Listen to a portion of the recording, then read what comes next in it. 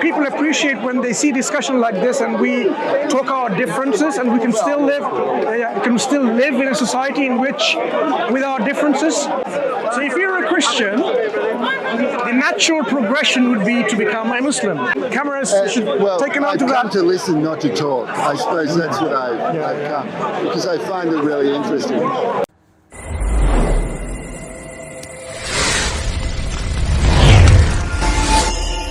I've just joined it, but I'm not sure what the issue is. You know, Speaker's Corner discussion, what happens? Do you follow Speaker's Corner discussions? What people do? I'm just visiting here, and so I just thought, So people, of course, discuss a lot of things between themselves, their similarities and differences. I'm a Muslim, so we come here as well, like, let's engage with people and see whether people's misconceptions can be clarified. A lot of people have misconceptions of many things, and Islam being one of them, which is a major misconception people have. When people can talk, it's always good. Absolutely. Talking rather than just, not engaging and then have an opinion which is bigoted or inappropriate, that doesn't create a healthy society. But when you talk to people and you iron out your differences, and you can at least at the end of the day say, look, we are happy to disagree. Right? So that is, I think, why Speaker's Corner is providing a platform in which you can have healthy discussions to really look at the differences and where we can have unity among ourselves and tolerance can build from there. That's right. So what do you do? Do you believe in God yourself personally? Or I believe in a God. what's your concept of God? What's your concept of God? It's hard to describe. Is there like a Buddhist tradition, Hindu tradition, Christian, and is that similar kind of traditions there?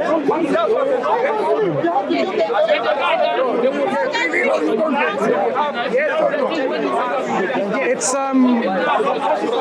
they want everyone to learn from the exchanges at the same time. And that's Yeah. So we should, you might feel shy in terms of, like, I don't want to be in the camera, but people appreciate when they see discussion like this and we talk our differences and we can still live in a society in which with our differences. So this is what I enjoy about it.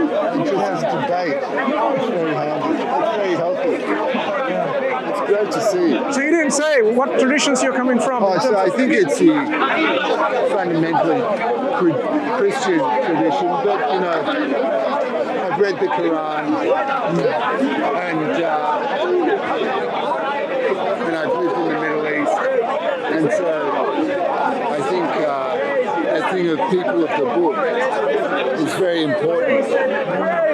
So if you're a Christian, the natural progression would be to become a Muslim. Like, for example, if God sent prophets Moses at one point, then the natural progression of the Jewish people would be to follow the prophet who come after him, like Jesus Christ, and then the prophet to come after him will be Prophet Muhammad. I just don't think it's linear. I don't think it's linear like that. I understand the argument, and I understand the difficulty of, a monotheistic religion, and Christianity has an ambiguity about that. But, so anyway, it's all interesting. What about you? Muslim. So that's why I'm asking, natural progression for a Christian should be like once you realize that another prophet has come who will now become the universal prophet and the messenger to whole of humankind, it's only natural to recognize and accept that messenger as a people of the book, as a Christian. So you Sunni or Shia? Sunni. Where from? Originally from Bangladesh. How about yourself? Oh, so from Australia. From Australia.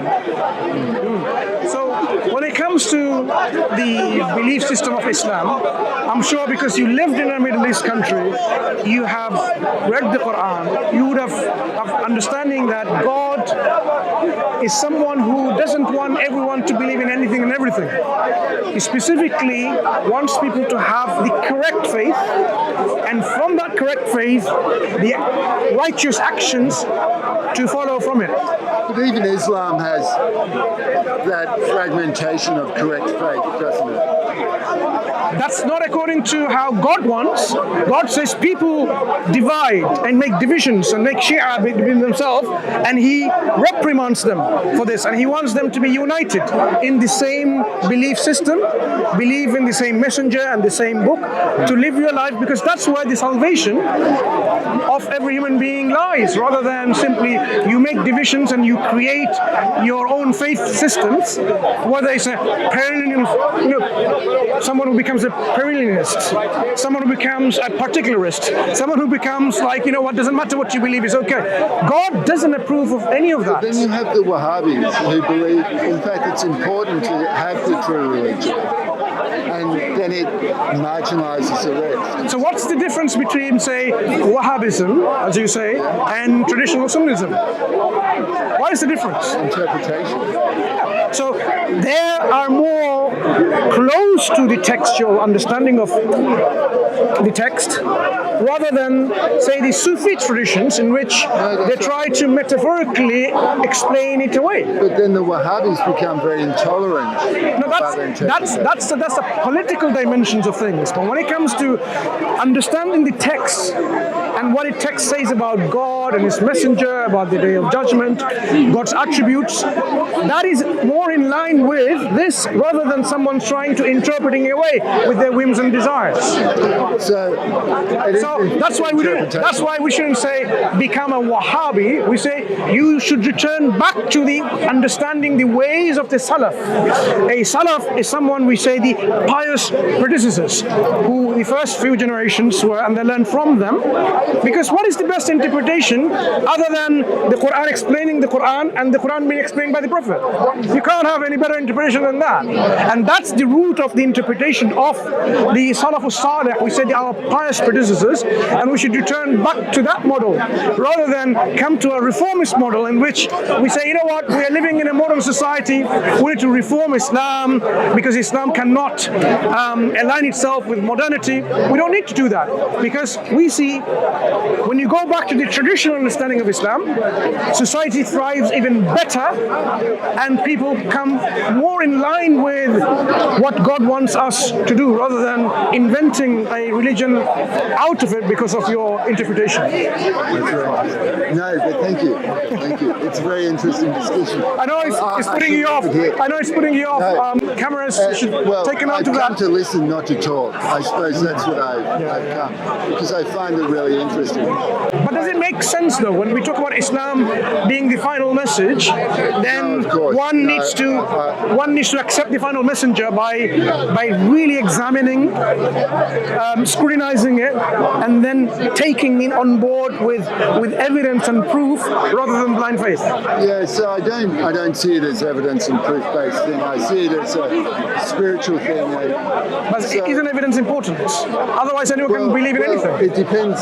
So I have a legal background, and I have a different view of evidence to you. Sure. So I accept, the final prophet, things like that. But I have some sympathy for the Shia, the Sufi tradition. So they can return back to the original teaching. We say no problem. But they're comfortable where they are, and I'm not saying they're right or they're wrong. I've no really idea. I've engaged with them. I've seen their practices. It's just lovely. So people who interpret the Quran in their way, and it is an engaging religion. One of the things I look at is, at a time when Christian Europe was persecuting Christians used to go to Islamic countries for protection. And I see that as a very nice thing. So, I look at this and I think that's an attractive aspect of Islam. But why would the internal differences between the Muslims, become an obstacle for you as a Christian to the natural progression of accepting Islam? Because there's always going to be, do you not agree, there's always going to be people making... I'm not looking to accept a particular religion. I have a view of God myself, and I'm comfortable with that. Is God comfortable with your belief? Well, you may be comfortable with a belief belief system. So if God's not comfortable with that, then it's not the belief I have. So I have a belief of a beneficent God. Do you believe in a just God? Well, again, I'm legally trained, so we would have a different view of just. Justice is universal. No, it's not. Give me an example of a justice which is not universal. I want to learn from your legal background. So, well, just maybe according to laws. No, give me an example of... interpreted. Laws are interpreted. So you will have different views. So look, I'm comfortable where I am. I like to listen. I come to listen rather than talk.